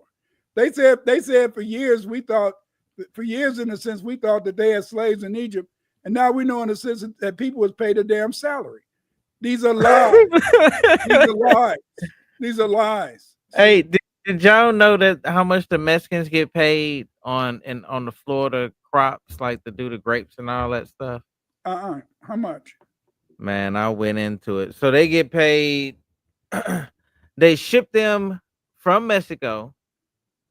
Like they talking about they illegals. These people are not. They actually get them from Mexico to come over here to and pay them $14 an hour, and then they have them room and board here, and they pay for their getting gratuity for food, of course, And they and take them back. and then they take them back after I think they do like 6 months on and 6 months off. Yeah. You see what I'm saying? So if all that money, if y'all see all that money from the plane to come over here and then to pay for room and board, but they say that the average American won't do the labor, but that's not true because I did scaffolding and it was number black folks, and that's harder than picking crops. And we did that 12 hours a day. Yeah. I know what hard is. Yeah. I do CNC machinery, Just welding, like all this stuff. Nah, they tripping, man. Talking that's about like construction work today. When I used to work with my father doing construction work, you had to push a buggy. You had to push a buggy with the concrete in it. And then once you push a buggy with the concrete in it, my father used to be a foreman, so a lot of times he had to use a vibrator to move that concrete around. Now they got pumps. Now they got pumps that can shoot the damn concrete up 100 damn stories. Yep. And then they lay that shit out. Yeah, the Spanish and the white people doing it. Not because it's an easy ass job. It's easy. It's an easy job. You can't, and I understand like when they say it takes skills to do. Every job takes a skill to learn. Goddamn me, your first job on wiping babies' asses when you had your baby, it takes a skill. You got to learn how to do it. You got to know when to do it. You got to have timing. It's different. And then as the baby get older, you lose a skill. You move on to the next thing. You move on to the next. So for them to say that, I want to play one of them videos tonight. I'm gonna play one of them, and I'm gonna show y'all exactly how much they get paid from their mouth about a lot of that. But man, you've been debunking the hell out of this video, and like I said, it got millions and millions of views. That is crazy. But see, they can get away with it because the thing is, this is that we think anything from the white man is the truth. Why he gonna tell you the truth? He been hustling your ass. He been stealing from you all your damn life. You know, the first white man you met. I come from Chicago. The first white man I met, my mama sent me down to the damn delicatessen. You know, yeah, there wasn't somebody in there speaking the Yiddish. How they doing, little boy, little nigga, little Zinobi? Really? What you doing, little Zinobi? You know, then you know, we go back, man. My mama say, I want to see some soft pork. He said, okay. He be talking to my mom and stuff, and then he be looking on the damn mic, getting some old ass meat and shit. Mama said, no, not that meat over there. Oh, I'm sorry. I'm sorry. No, he looking you in the damn eye while he giving you the damn old ass meat. But if you ain't watching, you get that old shit. Yes, sirs. Yes, sirs. See? Yes, sirs. They always do the bait and switch. Yeah, I believe that because they do that with me. That's why I gotta go up there and act like I'm Spanish. I gotta act like my mama just didn't teach me no Spanish too much, but I'm with y'all. And they give me the good stuff. Then my wife go in there, darker the berry, sweeter the juice. She go in there and get the same thing I got, and ain't no love put in it. It be nasty and something wrong with it. It's always like that. And I be knowing better. I be like, man, it takes for me to go out there and do it. I gotta go and do it. I You gotta. know, and so then that's what it was. And so they, back in the day, they didn't have supermarkets so much. A&P and them, they came later. So, a lot of times you went to the meat market. I mean, even today you go to the meat market, they usually be behind the corner. My son, he went the other day to the meat market. It was a meat market out there around his house. And, now he said it used to be cool, but now a lot of Latinos coming in, they be selling all type of no good shit. And the Latinos don't know no better, and they don't know that these people are really yanking them and stuff, selling them bad meat and stuff like that. Shut the screen. I'm gonna show y'all this. Hope y'all can hear it. Let me know when you're ready. You can hear it? To help Yeah. us here at the ranch. But what people don't know is that when we are bringing Mexican foreigners with an H-2 visa there is a fine that we have to pay. Increase it by 20% to 25%, and that is what we have to pay with those we bring from Mexico. And we also have to put it on the newspapers, etc. That position and what we are willing to pay for, it turns out that almost no one, this is where it comes from to be applied, have no interest in doing the work for the positions we have. We have to offer it to those here first. But they don't come. Domestic workers never come. They almost never come. And if they do come, they will hold out 1 day, 2 days, and they leave. Those who do come are the Mexicans who are willing to do the job. And if it weren't for them, we would be in trouble. So who are doing the work? Mexicans, foreigners who are willing to and who have the desire to improve their lives, to come here and get a job that works for them. Come to stay here for 9 months in a row. And during that time, they will stay in houses that we provide. They are going to win between $18 and $22 an hour with the house and everything else paid for. That is why we are very grateful. It would not be possible for us to have the food on their plate of those here if it weren't for the Mexicans. Foreign workers who are willing to come here to do this work. That man is lying his head off.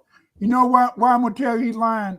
Look at these people trying to rush and throw that shit in a bag and then rushing with that bag on their back. That means that they get paid piecework. In other words, they don't make no X amount of money an hour. They make money based upon how much produce they can collect. Look at them, they moving too damn fast. If you was paid by an hour, you wouldn't be moving that fast. Nope. They get paid for piecework. So the more shit that they can turn in, the more that they can collect. That's how they get paid. But see, if you ain't never worked, I wasn't a piecemeal worker, but my father, back when we was little, we had a little farm out in the suburbs, and we used to grow shit.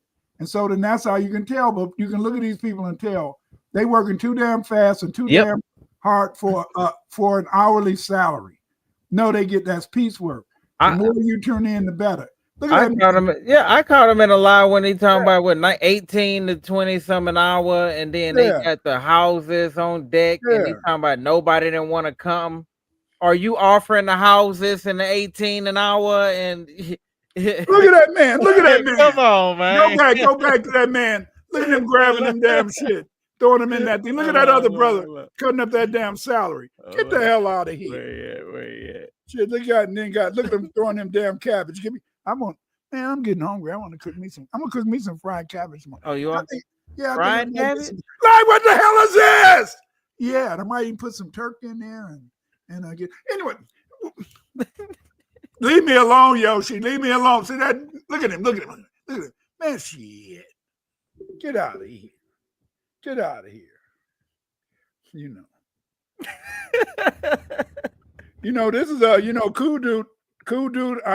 I really respect her. I brought some of Dr. Marie Child's books. I finished reading Desi by Dr. Lenny Srinivasan, and now reading Crete, Egypt by the same author. Hey, the beat goes on. Cool dude. Cool dude. I know your students are going to be so advanced that when they go to college, they're going to be dangerous because they're going to know so much about their history. Mm-hmm.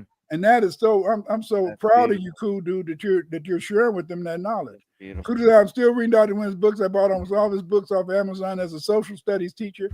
I have to upgrade my knowledge base. Yes. You guys can buy my books too. You guys can buy my books too. You know, all you got to do in a sense is just go and get it and start teaching the kids the knowledge they need to know. Today is today. We need to homeschool our children due to white supremacy. In many states, education departments are passing laws to deny our children from learning the history of foundational Black Americans.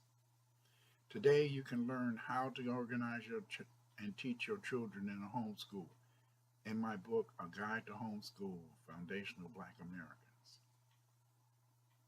You can use my book, History of Blacks in America from Prehistory to 1877, to teach our children their history here in the United States. You can use my book to teach world history. And this book I've written is called The World History of the Black World. This will teach your children about every Black civilization in the world. Get this book. The time is now. Get these books to teach your children about their greatness, to prevent them from losing confidence in their own ability to learn and be successful future adults in employment and education. Parents, looking for a story that would not only captivate your little one's imagination, but would also teach valuable lessons. The Bloom, bedtime story for the young at heart, takes your child on a magical journey to ancient Kemet, where the goddess Sister Andito brings life, love, and healing. Through this enchanting tale, your child will learn the importance of nature, compassion, and positivity, all while discovering the rich history of Kemet. It's a story that inspires self-mastery and love for the world around them, making it the perfect bedtime read for little dreamers. Available on Amazon now, The Bloom not only nurtures young minds, but also supports the FBA community. Grab your copy right now and give your child the gift of adventure of learning. Order The Bloom today on Amazon. Thank you. Hotel. Yoshi, when are you gonna give me that new video? That new video you made where you got all your books. I need a short video so I can promote these books. Listen. You're doing the family a disservice. They don't know that you got the shit, and you're holding it, man. You acting like a constipated Negroes. You holding it back. I want you. You got to send. You got to give me the more videos. I gotta let these people know about the books you have made, especially your books. Your books. You got 4 or 5 books out there now. Yes, sir. But I want people to get these books because their books are made so that the children will read them. See, I know. You know, we got a lot of good information out there. We got a lot of knowledge out there. And the thing is, this is that family. We're giving you the stuff so you can have a homeschool for your children, so that they can learn, so that they, in a sense, cannot be deceived by all this stuff, And also we got Sunday school.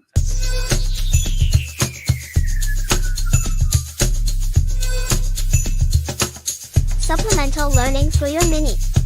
But you can learn too. Don't send your mini into the belly of the beast unarmed. Courses, practical math, language, the code, our story, and more. An institution founded by us, dedicated to us and our fight for justice. Here you will learn ways to combat the system using the same information they are trying to keep away from you. Welcome to FBA Sunday School.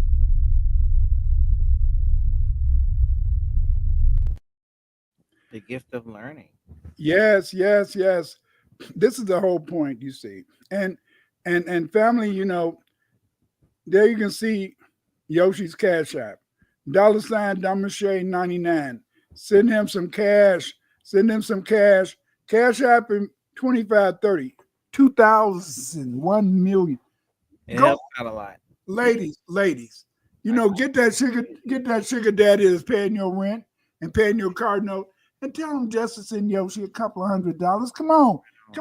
Hit him with that thing. Hit him with that thing. Hit him with that love thing. Straight up. You send the money. Send the bread. You send that money. Help Tell me him. get ahead. Send the bread. Tell Help me get ahead. That's I want right. to share a video with y'all, Dr. Clyde. Okay. It's a heartwarming video. Hope it touched y'all heart like it touched me. This is the reason why I'm sharing this video, because she's no longer with us, right? And this young woman, she helped out so much, so many Black people out with finding their lineage and where they come from and going through the archives, and she enjoyed doing it. So if y'all can lend me y'all ears for a bit, let's hear this woman out. What you're looking for, like genealogist Phrasing Taylor, small clues quickly reveal the story of a real person. I used to like detective stories. That's what family history is. You having a little piece of here and a little piece there. For some Black Americans, they are pieces of a picture shattered by systemic racism. At Alabama State University, Taylor spent decades as an archivist sifting through records where humans are identified only by numbers. Names are misspelled, and racially segregated records leave holes in family trees. How important is it for particularly young people that they know their history? Self-worth. That's important.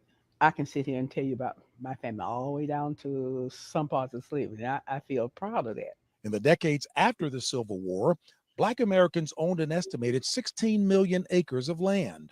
But by the turn of the century, 90% of that had been lost or stolen, amounting to a near $326 billion loss in wealth. Will we ever know the full extent of enslaved people and their involvement? Well, no, we won't. No, we won't. Because the records are not there. I have that one. For Josephine Bowling McCall, Taylor helped uncover the truth about her father's life and death. In doing family history, we start with ourselves and work backwards. Elmore Bowling was lynched in 1947 when McCall was just 5 years old. Some people were lynched for merely crossing the street in front of a white person. My father was lynched because he was doing good. He had not committed a crime. They wanted to cut him down because he was making the wrong example for Blacks in the community. And that wrong example was?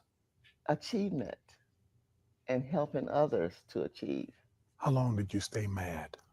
I've never been mad. How would you describe it, Miss McCall? Hurt. When we spoke, Taylor was partially retired and undergoing chemo, but her passion for teaching was untouched. Talk to the oldest person in your family. Up until her death, she continued to encourage the next generation to keep looking at the past, sharing her knowledge with archivist Kashonda Murphy. The past is important because it gives us insight into the future. If you don't know where you're from, you don't know what's ahead of you. You've encouraged that we do that, even if it makes us mad. It will make you mad. It'll make you where you do not want to do any more research, but who's going to do it and document it so that grandkid or that kid can be proud of their family, not what happened to, but because of who they were. And we can all be proud of who Phrasing Taylor was. For Eye on America, James Brown, Montgomery, Alabama. See, that's the whole point. That's what it's all about. Is you have to study your history. You have to learn your history. You see, that is what I love so much about what Yoshima does. I know people keep saying, stop kissing that brother's ass. I'll kiss his ass, because this is a damn artist who's taken his skills to create these beautiful videos that tell our stories. They tell our stories. And see, the whole point is that you have to tell your story. And see, we don't have any other brothers out there. Name another brother out there making any type of visual images that tell our true stories. It ain't talking that propaganda shit that we all came from Nigeria. They ain't talking that propaganda stuff. Is that some white man helped our asses to get up off the damn ground, or some white woman, Miss Ann gave us a little sip of damn cup of water so we could do some shit. See, If y'all know that person, I would like to meet them. Bring them forth. Where I'll play they videos on here, and I'll promote them because we need to be together. they ain't gonna make no video, man. They ain't gonna make no video because they, first of all, they ain't got the skill to do it. And second of all, shit, they don't listen. Do you really think the average Sambo want to know his true history? Because if he knows his true history, he had to stop being a Sambo. You can't be a Sambo and know who you are. You cannot be a Sambo and know who you are. See, and if you learn your history, it breaks you down. It breaks your heart because you had to become a man. You had to become a woman. See, it's easy to be a woman. Don't get mad at me. I'm gonna talk street shit. Anything that get fucked, you can run over them. A man don't get fucked, unless he got a bussy pop. But anyway, the average man, he's not gonna stand for that. See, he's not gonna stand for that, because he's not gonna stand for that. That means in the sense that you can't control him. And see, that's why they do not want you to know your history. That's why they do everything. That's why they're doing everything in their power to teach you from knowing your history. They couldn't stop us from being gangster. That's why whenever they came to take a brother's land, or they came to take a sister's land, they didn't come taking his land or taking her land, just off of no bullshit. They went into, when they took their land in the middle of the damn night. Yeah. 4 a.m. in the morning. 4 a.m. in the morning. See, 4 a.m. in the morning, that's when they came and took their land, because see, they knew that you was gonna fight back. They knew you wasn't gonna allow them to be treating you like you a piece of ish. See, that's true.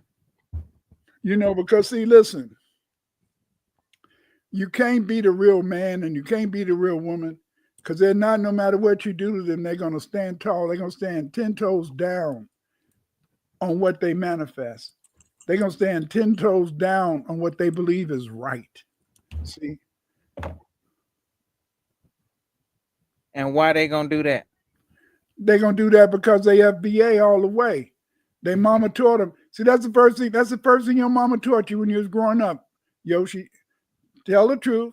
When your ass went to school and you let somebody whip your ass, your mama said, boy, you better take your ass back to school and fight back.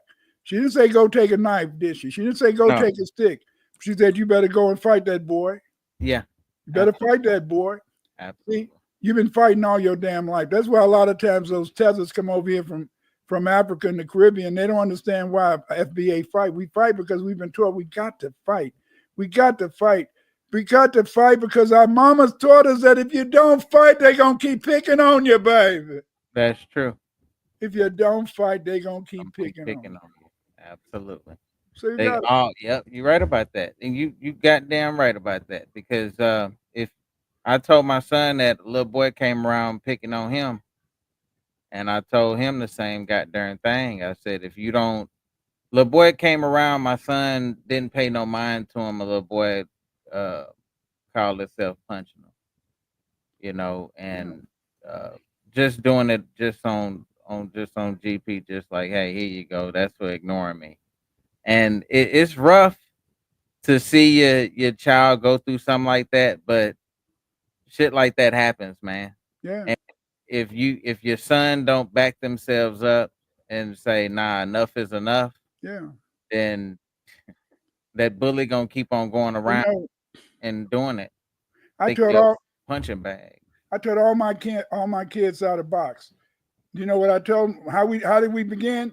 I say, put your hands up. You see, and then they be putting their duke. They always put their dukes in front of their face. They always put their duke. I say, no, you don't put your duke in front of your face. You put them to the side, so you can have them level. And I said, the first thing you do, I said, put your hands up. And when they put their hands up, I swing at them. Say, block it, block it, block it, block it, block it, block it, block it, block it, block it, block it, block it. We do that for a couple of weeks. And then after that, I said, hit it, hit this one, hit it with the left, hit it with the right. And I said, always remember, in a sense, is that you have to defend yourself. All my sons, I taught them how to fight. My daughter, I let my wife kind of handle her and stuff, but she knew how to fight too. I remember before she became a police officer, one of her boyfriend in a sense, he got smart with her, and I said, get off his ass, get off of him, please, baby. That's your boyfriend. He didn't last with her boyfriend too long after that. But but because she had but she had learned, I think, when she was in because she's a policewoman. But the thing is this, though, is that you have to teach your kids to fight. No, you don't want your kids to fight. Do you know the hardest thing? The hardest thing, family, is when you have to go out there and face another man or another woman or a girl or a boy, and it's one-on-one. But that's what life is all about. When you learn in a sense to defend yourself, you're a better man. Then when you get to high school, you know, a lot of brothers used to hate to come to lunch. Because when you came to lunch, people was going to talk about your mama, talk about your shoes, talk about your hat, your clothes, every damn thing. So while you in the lunchroom, you learned how to take being, put down, how to take being roasted. See, so that meant so when you came out in the street, that we had to learn that so that nobody could just call us names and we act stupid. You see, we would say, "Damn, they call us a name. What's a name?" I want to share this with y'all. Go ahead and share it. This is why we do this. This is why Dr. Clyde Winters say about being roasted, name calling. This is why it's important for you to create the images. Because at one point, they had a calling. And they called on all they people to create all they images about us. That's the reason why. And now that we have a chance to change the narrative, it's important for us to change the narrative in the right way.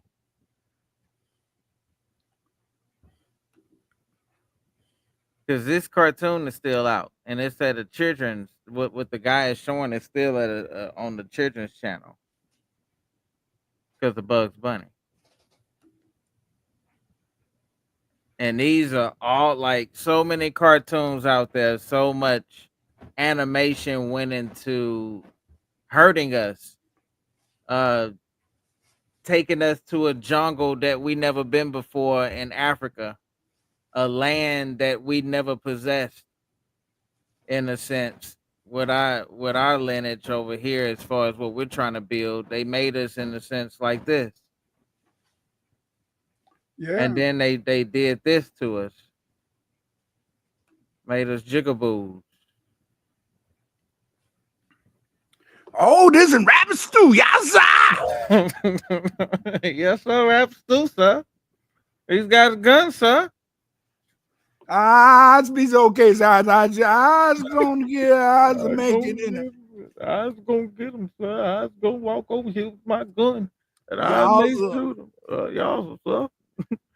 I don't know what's gonna happen in 2025, sir, but that's on my head. That must be a rap right there with the feet. Screw it, damn rabbit. That's why we got to change the narrative. We got to change the images. All that work they put into this. So this is the stop motion. And then they changed it to Elmer Fudd. So it was a black dude.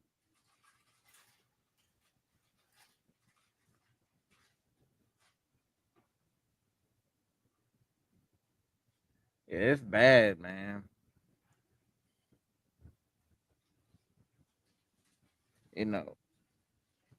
And you grew up looking at this kind of stuff. That's the crazy part about it. They was like feeding y'all this stuff. Like, y'all had no alternative. Y'all had no other options. Look at this. If this was on at the right time, you watching it. Yeah, but see, remember they told us that was the Africans, you know.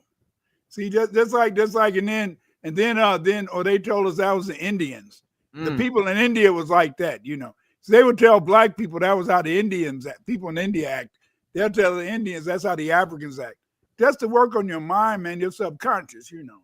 Look at that, man.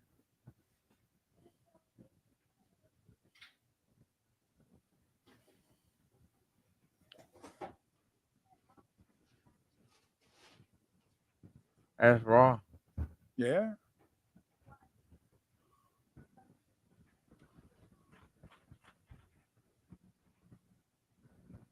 I mean, just the way how they And that was, and those were cartoons that was at the theaters every Saturday. They showed them in the 30s, the 20s, and the 40s, and thought nothing of it.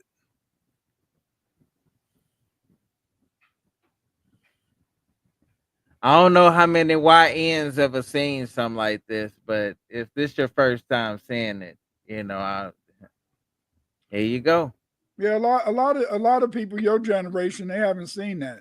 No, they haven't. We used to see that with Bugs Bunny and all that type of mess, you know. Yeah, Bugs Bunny. So that's where the gloves came from, y'all. So whenever y'all see like the gloves, so the that goes from when the people worked in the house, they didn't want them to touch them, so they wore the white gloves, and that went on to the screen of untouched, clean gloves, don't touch my hands type shit. Let me see if I can fast forward a little bit of it. It's crazy, dude. Let me go a little bit further. I go to this one.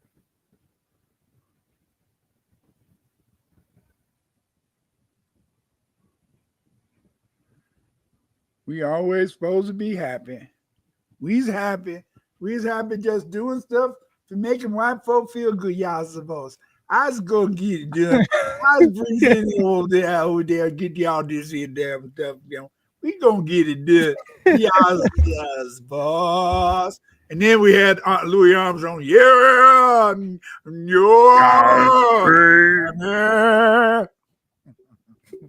What trip? But see, the thing is, what they showing on here is that this stuff is still for sale, and if you follow the money, the sale is still going back to these major corporations. So they still have these types of videos on the market, and they're collectors. You dig what I'm saying? So they still benefiting off of it, but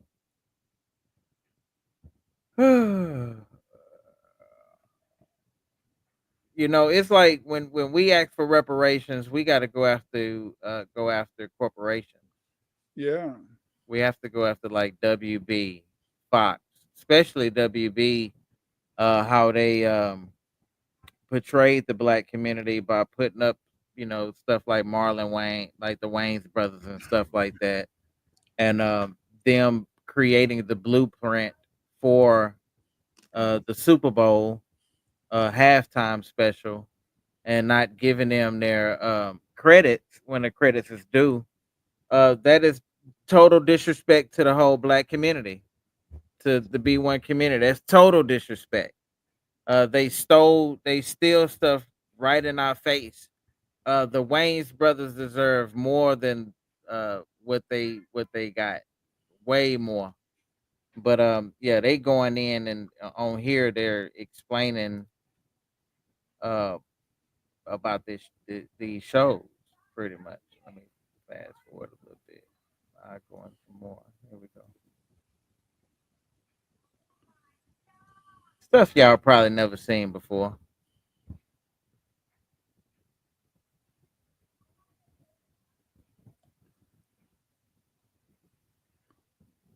Just crazy, man. Mama's barbecue pit.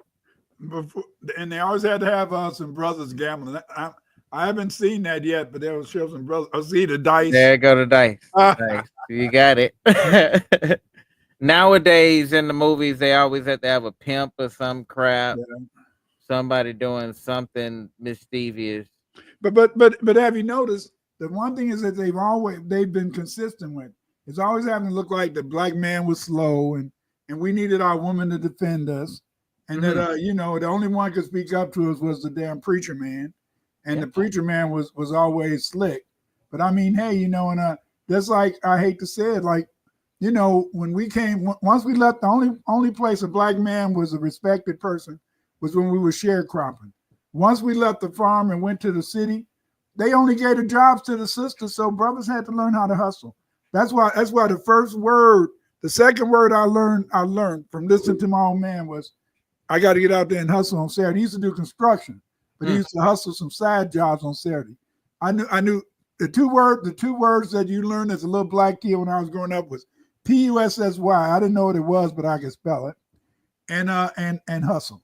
You had to learn, you knew those two words, hustle and P-U-S-S-Y, because that was the only thing that the community talked about, Wow. Allowed to talk about?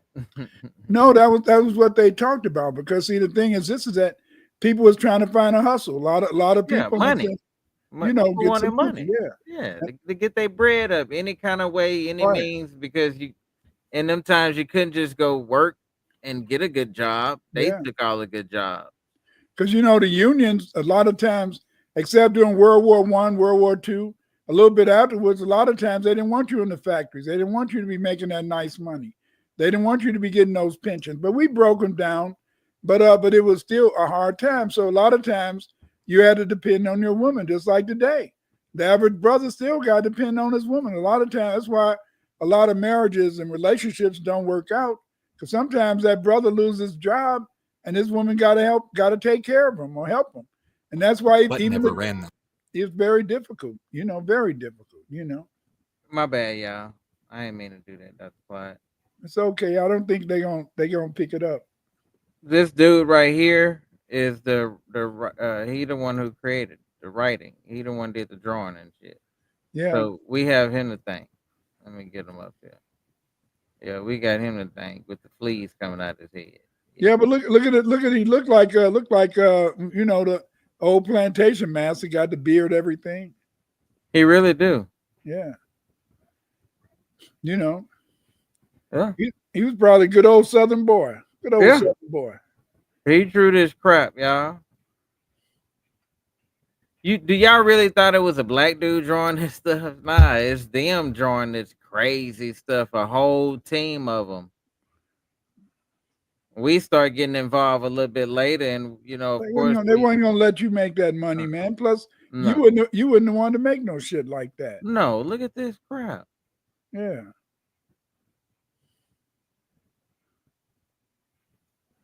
But if you notice, what was his name? A lot of the black musicians, that's how they had to act. That's what they expected you to do. And then they got to have a little floozy. Yeah. Like all our women was whores, or all our women looking. They may have dressed, erotically, but they wasn't no hoes, and they wasn't looking for no white man either. And the only one with the common sense is the big mama. Yeah. The heavy set one who worked at the white man house. Right. Worked in the big house. Hey.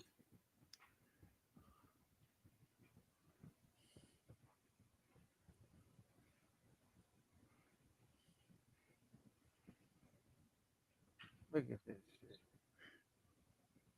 Have you ever seen these? No.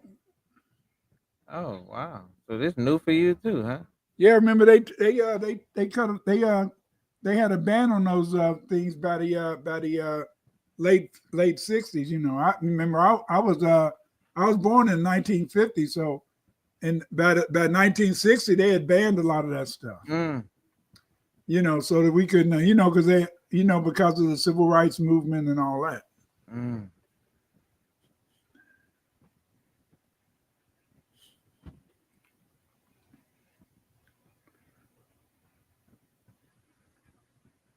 Oh man.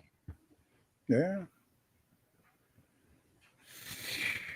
Yeah, folks. Just want to share all that crap with y'all. Yeah. And even back in the day during the minstrel days, if you was a black entertainer, you had to wear blackface. Yeah, you had to wear blackface. and white lips or red lips or some shit. Just the racism. But the thing is, this is that it's just amazing. We still survived. We still made it, and we still moved beyond it.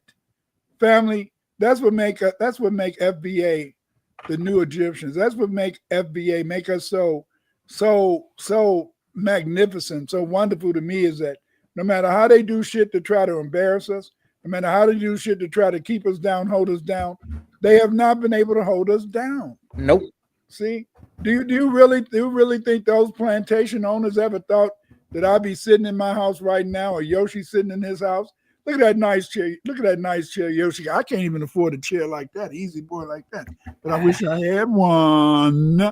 But anyway, do you really think they thought that we was gonna be able to sit on couches and lazy boy? No, they felt we was gonna be working out in the damn yard.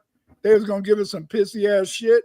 We was gonna be eating chitlins and singing to the Lord. Hell no. See, hell no. I'm gonna get me a steak. I'm getting me a steak and potato, baby. And for a long, up until about, don't laugh at me, Yoshi. But up until about 3 weeks ago, my mom and them used to always eat chicken feet. Up until a few weeks ago, about 2 months ago, they started selling chicken feet at Walmart. Really? Yeah, they selling chicken feet at Walmart. I said, look at that shit. You gonna go get some? No, sirs. That's what my baby fingers. That's what my mom and them ate. I want a chicken breast. I like breasts. No, that's right. I don't want no chicken fingers. I want breasts. I gotta cook tonight, y'all, and I gotta cook before the fight. All right, Carissa Shields be fighting tonight at 9 p.m. Tanizite. And yeah, it started already. So yeah, I'm finna get into the gizame, and they finna get the boxing and knocking each other out. No, that's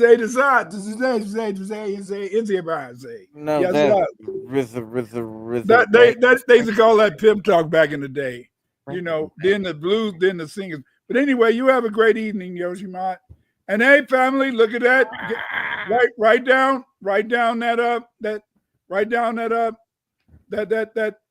$, Domache 99. Send him some Cash App. Come on now, send some Cash App. Thank you, guys. Thank you for joining us today. For sure. Peace, y'all. See y'all next week.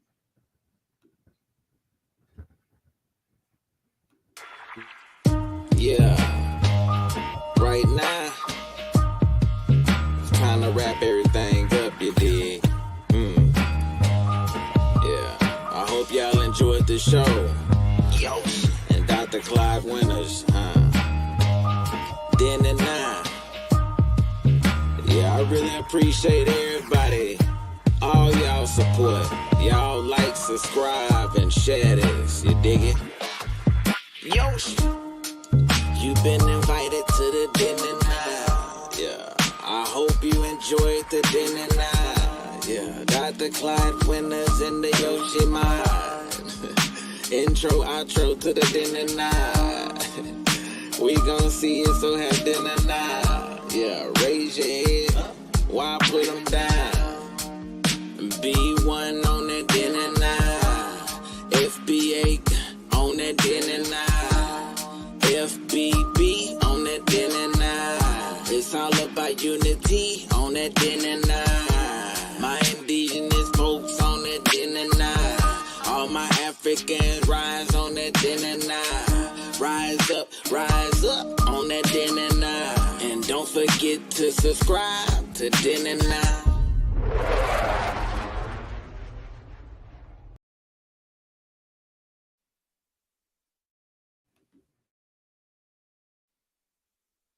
The only thing that can save you is B1.